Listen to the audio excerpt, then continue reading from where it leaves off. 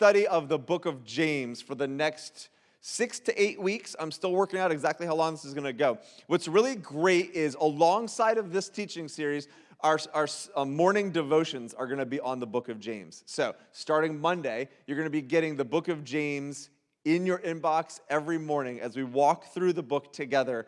I think it's going to be an excellent way to really take one book of the Bible and immerse ourselves in it for the next couple months. Now, why I'm excited about the book of James, let's talk about it a little bit. First of all, it's written by James.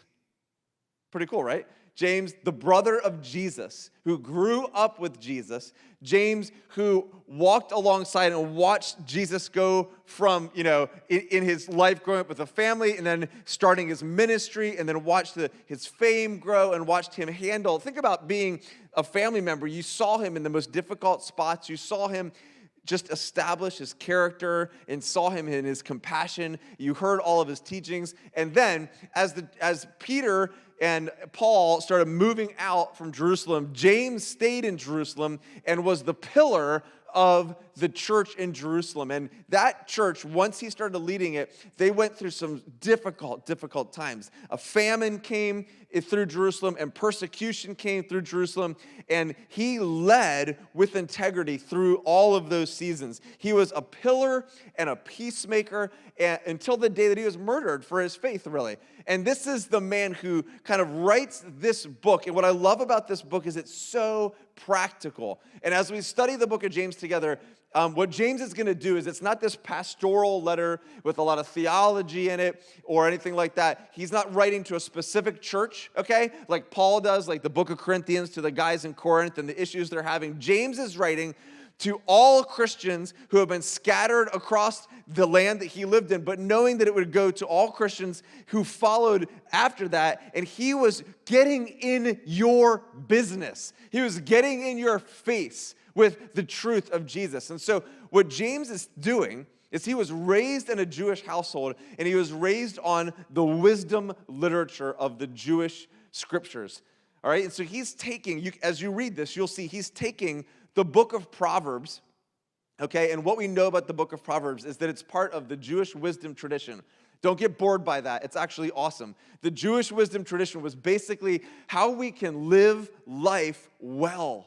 How can we live life well and have God's blessing on our life? And so I don't have time to teach real deep into that, but that's the basic understanding of the book of Proverbs. And he takes the book of Proverbs, and then he takes the teachings of Jesus, how to live in the kingdom of God, and he brings them together in this beautiful book. And specifically, he mirrors much of the Sermon on the Mount. So if you're familiar with the Bible at all, Jesus, his most famous kind of recorded teaching, it was the Sermon on the Mount in Matthew 5, 6, and 7. And so you'll see these parallels, and I'll try to point them out as we go along, of James talking about, how your speech is, and we go back and look at the Sermon on the Mount, and we can go back and look at Proverbs, and we can see James weaving together the wisdom tradition and the teachings of Jesus to really get in our business. This is faith to its full effect. That's why that's why it's titled Full Effect. This is faith that isn't theoretical, it's not moralistic, okay? It's not religious. And he's going to actually tell us what religion should look like, okay? This is faith that gets into the nooks and crannies of your life. It gets into how you talk to each other. It gets into how you treat your neighbors. It gets into the thoughts that you think and your motivations. It gets into who you love and don't love. It just is all in our face, and that's what we want. We want James to get in our face and allow him to examine our hearts and our motivations. So, online, I want you to start with this today. So we do engagement moments, right? Online, I want you to answer this question. In what ways has God been challenging you lately? All right? And think about it in the room, too, because that's what James is going to do. James is going to challenge us. So, in what ways has God been challenging you lately? And let's start with the first couple verses. Now, we're not going to, as we go through the teaching series, guys, we're not going to teach one verse at a time all the way through, all right? There's actually, the first chapter of James introduces all of the concepts of the rest of the book. All of the major themes and words are introduced. And then for the next 2, 3, 4, 5, the next 4 chapters, he gives 12 kind of mini teachings that most of them end or include a take-home one-liner, okay? And so that's what we're going to do. And we're not going to cover all 12, but we're going to get through probably 7 of them. And they're just so applicable to our life today. This is going to take us all the way up until December, which will then kick us into a series gearing us up towards Christmas. So we're investing a lot of time, but this is like taking our faith, right? And James says at one point, you believe, that's great. Even the demons believe, right? His point being, faith has got to be more than just believing in Jesus. If you were taught growing up or in church, or your understanding has been that Christianity is you believe in Jesus, quote unquote, that's like the first step. That's like the doorway. But you can't just, as a Christian, get stuck there. I was reading, I think it was Dallas Willard was talking about how many Christians get stuck at the entrance and never enjoy the mansion of God's great wisdom and grace and truth and love and teachings. So we just get this, hey, get saved, and that's it. Believe in Jesus, and that's it. And James is going to be like, no, that's just the beginning. That's just the very, very beginning. That's the first step to a lifelong journey of following Jesus. Okay. Can you tell I'm excited? I've never seen you guys so pumped along with me. With all the masks on, it just looks like you're all so angry because all I can see is eyeballs, and you're just like, why is he talking about Jesus? Okay. But in my mind, I'll pretend that you're not saying that. So we're going to look at the first couple verses of James. Ready? Ready? Yeah, that's actually great. Okay, so we did that already. James 1, verse 2.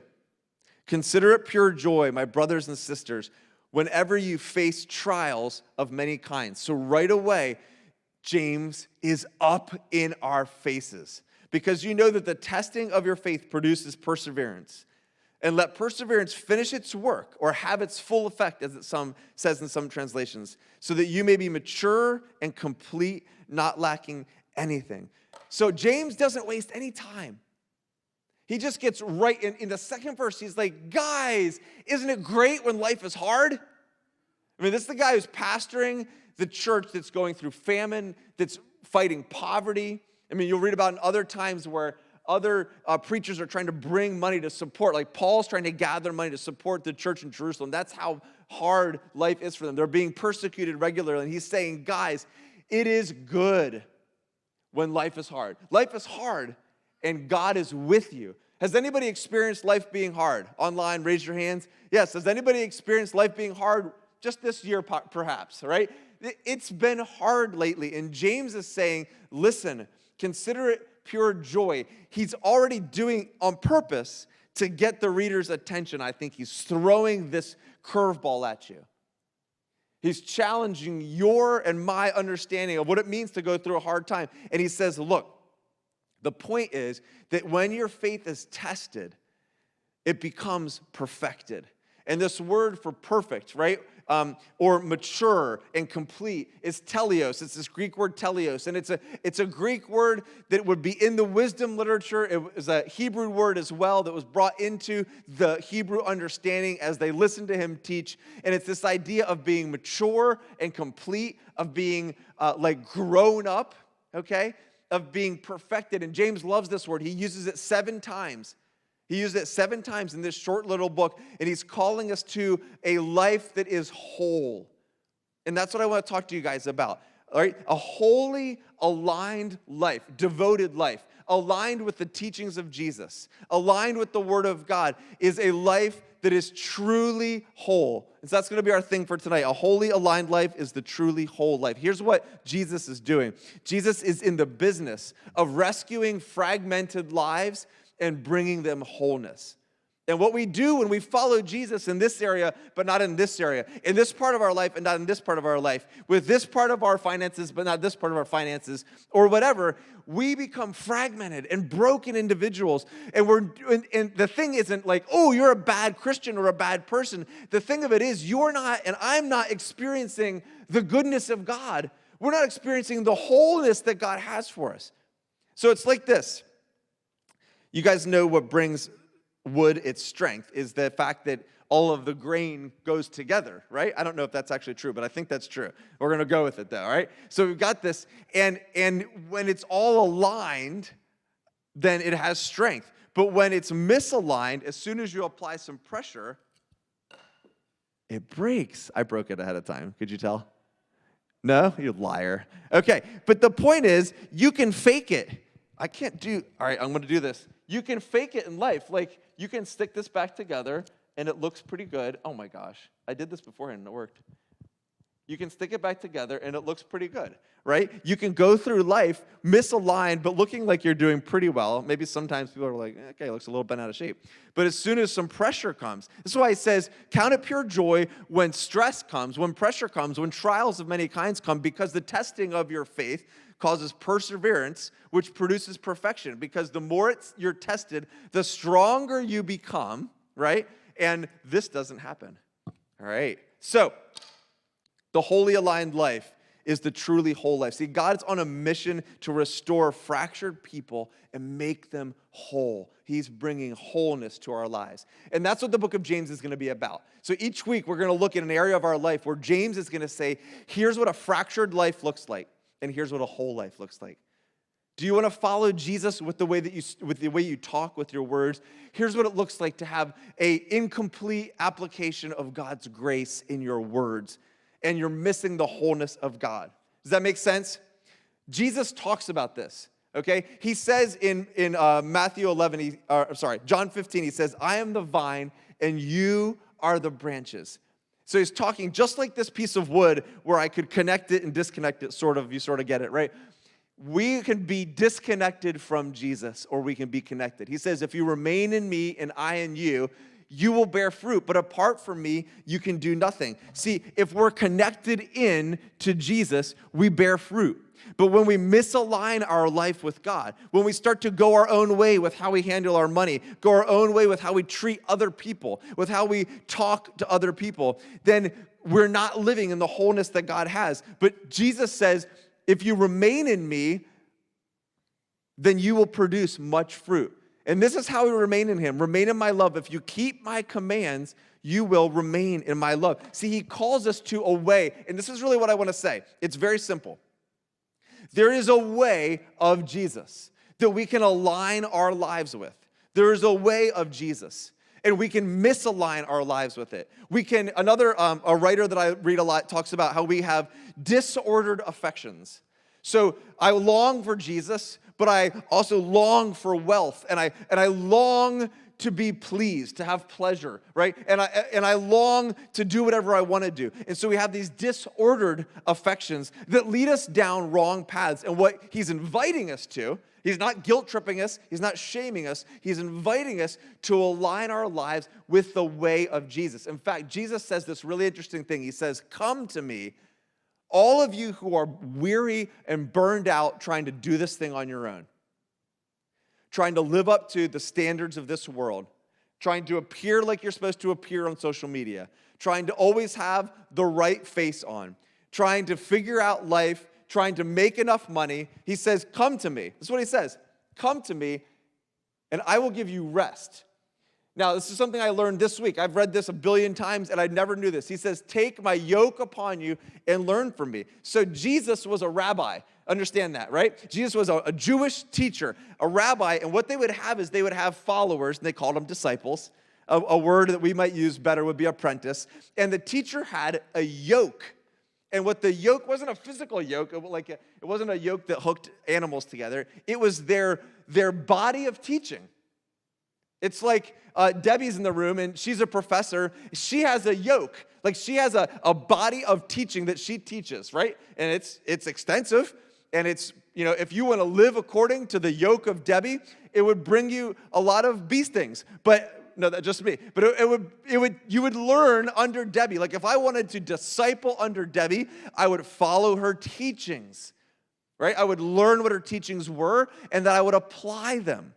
And I would try to live as much like Debbie as I can. That's what the yoke of Jesus is. It's his way of life that he invites when he goes through and he says, follow me to Peter and John. He goes, follow me to Nathaniel, right? And he says, follow me to you and to me. He's not saying, believe in me. He's saying, follow my way. That's why he said, I am the way, the truth, and the life. He's saying, my yoke. Listen, read it with these eyes now. Come to me when you're burdened and wearied and burned out on life and burned out on religion, which is how Eugene Peterson translates this. So if you're burned out on religion, come to me and take my teachings upon you. Take my way of life upon you and learn from my teachings. Learn from my way of life how to do life the right way.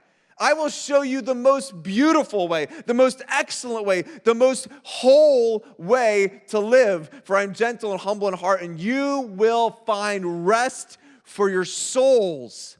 You will find rest for your souls, that deep longing in your heart. And my yoke, it is easy, and the burden is light. Because he's saying, look, let's just take an example. We're going to talk about money. Money. There's a lot of ways that the world tells us to use our money, to accrue our money. There's ways that we want to handle our money. I want to keep my money. I want to use my money for me. I want to use my money to please myself. If you watch commercials or you see ads on social media, what are you supposed to use your money on? Stuff.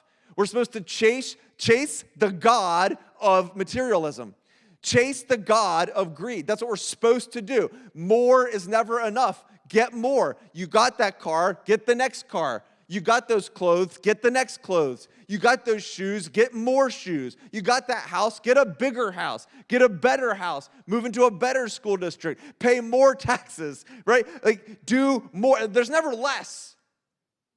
You never see a commercial that's like, hey, get rid of one of your cars. Hey, downsize your house. Hey, give away some money. You never see that. The only ones that try to get you to give away money are like when they put Sarah McLachlan on and Puppies, and they like try to guilt you into it, right? But it's all about more, and yet Jesus is going to say, through James is going to say, taking the wisdom of Proverbs, which will tell you, if you read Proverbs, it'll tell you that you can chase after money, it'll never satisfy you, and you take the teachings of Jesus, who will tell you that you can't serve both God and money, and James is going to put that together, and he's going to tell you how money will corrupt you. You'll chase after money, and it will never satisfy your soul, because that's never enough. That's why after $75,000 a year, happiness doesn't go up. Do you know that? Like, studies of happiness is related to wealth. After you hit $75,000 a year, your happiness index doesn't go up. 100,000, 100 million, 100 billion, your happiness index doesn't go up. I didn't make that up. Look it up. I think it's true. I'm like 80% sure that's true. You can give me $1 million if I'm wrong, right? But money isn't going to do it. And so you can live according to the world's way, to serve the god of materialism, to serve the god of greed, to serve the god of more, or you can choose to align your life with the way of Jesus and line up. Or you can be like this, where there's no, do you understand what I'm trying to say? Is this making any sense? I need a lapel mic.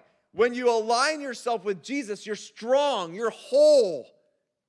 And we got all different areas of life where we can choose to do that. The wholly aligned life, if we take our whole life and we align it with the teaching, the way, the yoke of Jesus, we will find true wholeness.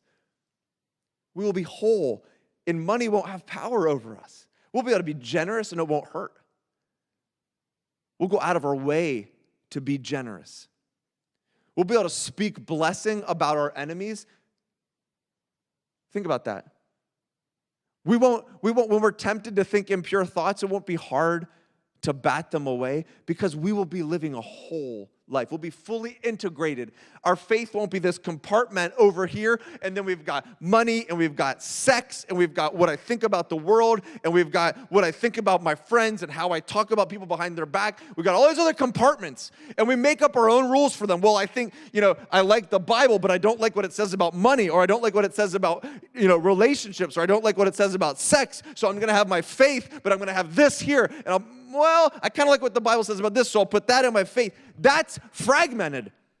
And you're not living in the way of Jesus. And I do it, and you do it, and that's the call of James, is to find the wholeness that Jesus offers us. See, sometimes we're like, why is God so far away?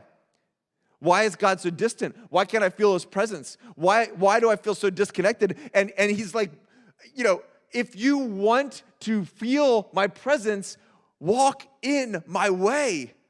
Do you think that that makes sense? Right? If I want to feel connected to my wife, Mandy, I need to treat her well and walk in the way of Mandy. If I just treat her poorly, ignore her, don't make time for her, take her for granted, what's that going to do to our relationship? And God's much more gracious than Mandy. Barely. Much more gracious than Mandy. But if we don't walk in the way of Jesus, remember, I know it's a hard thing to hear, but he said, I am the vine and you are the branches. And he says, if the way that you remain in me is to obey my teachings. That's what he's saying. It's just the same thing over and over and over again, guys. He's saying the way to remain in the vine is to walk in the way of Jesus, to be an apprentice. Now, he's not saying get it all right all the time. It's a heart posture, but the heart posture, as we'll hear from James, has to come out in our actions at some point, or else he really questions your heart posture in the first place, right? So what he's saying is be grafted in, be connected in, remain in as the vine and the branches. And if you're not, then you're going to be disconnected, and you're not going to bear fruit. He literally says that. It's not a punishment. He's not being mean. It's just a reality. Remember, a lot of what Jesus says is just telling you how the world works. If you walk in the way of Jesus, you will find true peace and life. If you don't, you won't. He's not punishing us. He's just telling us the way it is. It is better to give than to receive. He's not telling you what to do. He's telling you what it is. You can choose to walk in the way or not in the way. Apprentice. That's what it means to follow Jesus, is to say, I want to learn from you. Remember the teachings we did before COVID about blessed, may you be covered by the dust of your rabbi, this old Jewish blessing they used to pronounce on each other? That's what this is talking about. I want to learn to walk in the way of Jesus so much that people can tell that I'm covered. That when I talk to you, you're like, man, that guy sounds like Jesus. I mean, yeah, like probably I would never get there, but okay.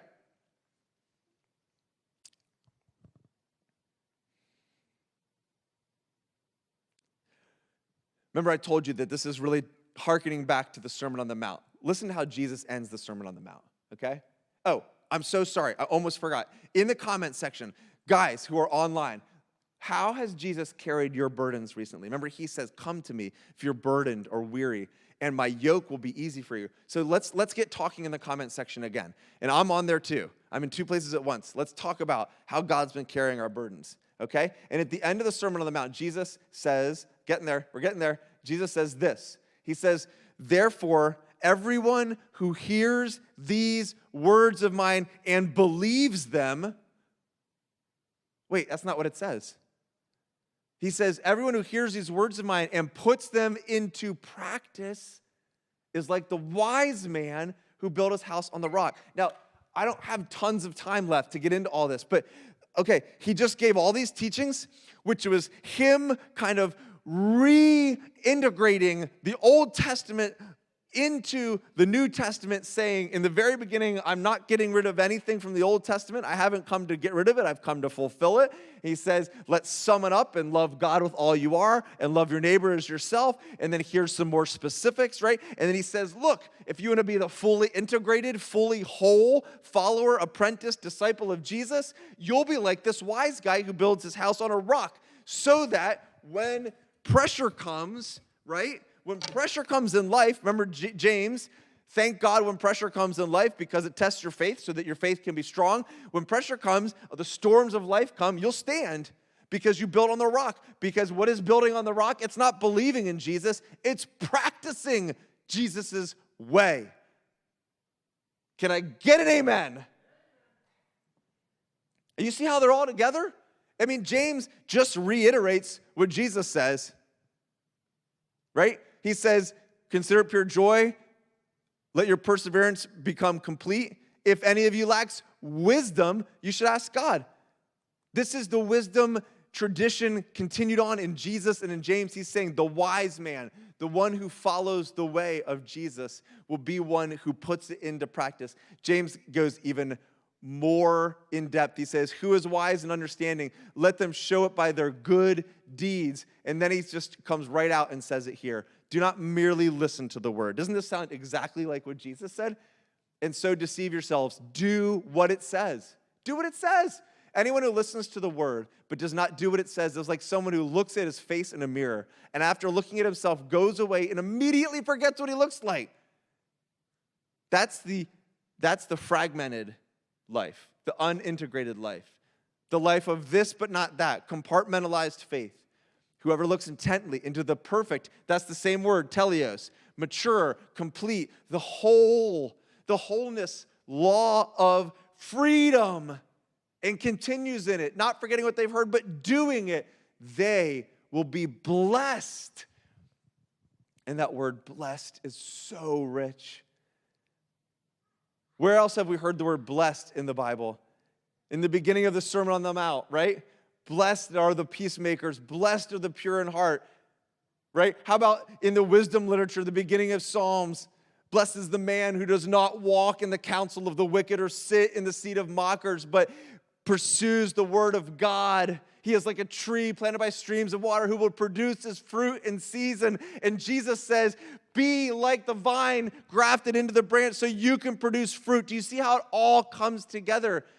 It's a choice to live your life in the way of Jesus, under the teaching of Jesus, submitted to the lordship of Jesus so that you can know the life of Jesus. See, religion gets it wrong.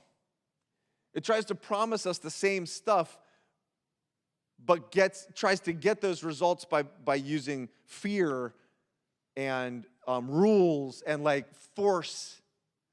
Jesus never does that. Jesus isn't threatening you. He's inviting you.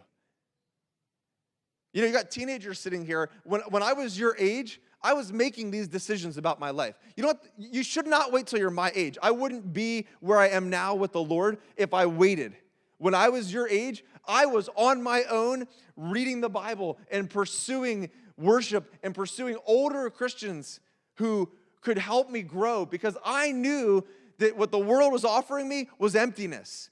It told me that it had good stuff for me, but it was empty. Social media is empty, right? Sex before marriage, empty. Drugs, empty. Alcohol, empty. All that stuff. Reputation, empty. But in Jesus, I found true life. And that's what you guys have a choice. Your parents can't make you. I can't make you. Your youth pastor can't make you. That's me too. But, right? It's up to you. You have a choice. Every individual. It's not up to your spouse. It's not up to your kids. It's not up to your parents. It's not up to your pastor. You. No one knows where your heart is until you choose. And God knows. And I say, I want to make Jesus first in my life. And I want to follow the way of Jesus. And what he's offering you is a whole life. He's offering you the meaning that you're looking for. He's offering you the freedom from fear, the freedom from not measuring up, the freedom from anxiety, the freedom from the pressure to make more, do more, be more. Oh, man. This is like unlocking a door that I could talk about all night. There's so many lies that the world is telling you right now, but it's also telling us right now that you got to find your own truth, that you have to find your own self, that you have to redefine all the things about you. You know how much pressure that is? You know, it sounds like freedom, but it's a prison that they're inviting you to live in. It's a prison of never knowing enough or being enough. And Jesus says, guess what? I love you as you are. I accept you right now. And the way of Jesus is easy. Remember, he says, take my yoke upon you. It's easy and it's light. You will learn that the world's yoke is heavy, that it promises much but under-delivers. I mean, raise your hand if you know that to be true. I mean, seriously, as an adult especially, have you tried the way of the world? The way of the world, it eats you from the inside out. It drains your soul and it leaves you like an empty shell. But the way of Jesus has life everlasting. And so the wholly aligned life, lined up with every fiber, lined up with the Word of God. Every fiber. I can't do this. There. Every fiber lined up. That's what in my times alone with God, I'm like, God, take every part of my heart and line it up with yours. Okay, worship team, come up. 3 things. Hey, J9, can you go to my last slide so they're all up at the same time? How do we apply this? I want to ask you 3 questions in this room and online. I want you just to take these 3 questions. If you're online, screenshot it. Maybe think about it, pray about it later. If you're in the room, take a picture of it with your phone. 3 questions. Number 1, do you want your life more aligned with the way of Jesus? It's an honest question. It's not a guilt trip. It's an honest. Do you actually want that or not? Do you want to align your life more with the teachings of Jesus and all that that would mean and all that that would cost, right? Do you want that? Number 2, are you willing to let God examine your life? So David writes this very scary thing where he says, search my heart, God, and know me. Test me and find any impure thing in me. What? Okay. So that's what we want to be praying for. Are we willing to let God examine us? When we went to Texas a couple years ago, we had that horrific car accident most of you know about. And my sandals came off in the car accident, and I walked on broken glass for a while as we got out of the car and stuff. Like, was it that summer or the next summer that the glass came out? It's 3 months later. It was that summer. 3 months later in August, I was sitting in this room, and I was scratching at my heel, and a piece of glass came out of my heel 3 months later. It had been embedded so far, but over time, it had worked its way out. I was thinking about that. Can we invite God to do that in our lives? To start to work out the impurities out of the way that we talk, out of the way that we handle money, and so on and so forth. 3rd question, are you willing to trust Jesus with your life? Are you willing to say, whatever it looks like? I mean, I get scared of that question sometimes personally. But whatever it looks like, however it plays out, whatever it ends up changing about me, or asking me to change, or asking me to lay down, am I willing? Because everything that you lay down, you'll get more from God.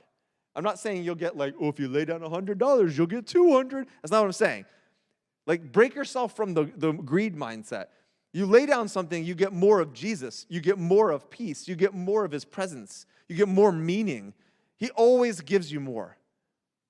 So those are the questions I want us just to be thinking about as James gets ready to get into our face. And I want you to be thinking throughout this whole time, God is going to be inviting us to align our lives with his teachings, with his way, that we can become disciples, apprentices of the greatest teacher who ever lived because he is the Son of God.